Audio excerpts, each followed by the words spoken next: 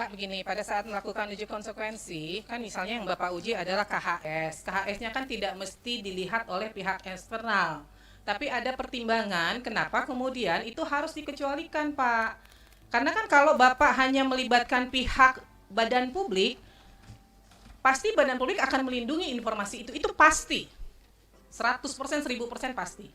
Jadi kenapa kemudian dalam pelaksanaan uji konsekuensi itu majelis memerintahkan melibatkan pihak lain di luar UGM supaya ada pandangan sejauh mana informasi itu kepentingan publik terakomodir di situ. Apakah betul harus dikecualikan? Nah, dampaknya apa nih kalau ditutup? Karena ketentuan pengecualian kan kalau dibuka lebih banyak mudaratnya daripada manfaatnya. Begitu kan? Nah, itu sebabnya kami meminta harus melibatkan pihak eksternal.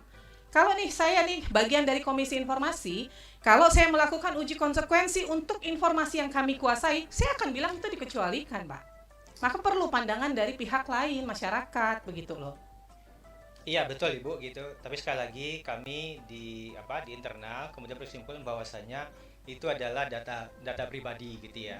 Sehingga kemudian kalau kemudian masyarakat diundang gitu kan, itu kan kemudian kan kita menginformasikan data pribadi seseorang yang notabene itu adalah satu, belum ada persetujuan dari si pemilik data gitu. Yang kedua, saya kira kami juga dalam konteks kehati-hatian ya, kerahasiaan gitu. Kami memang menganggap bahwasanya kalau kemudian ada masalah di situ, kami khawatir. Justru kami kemudian kan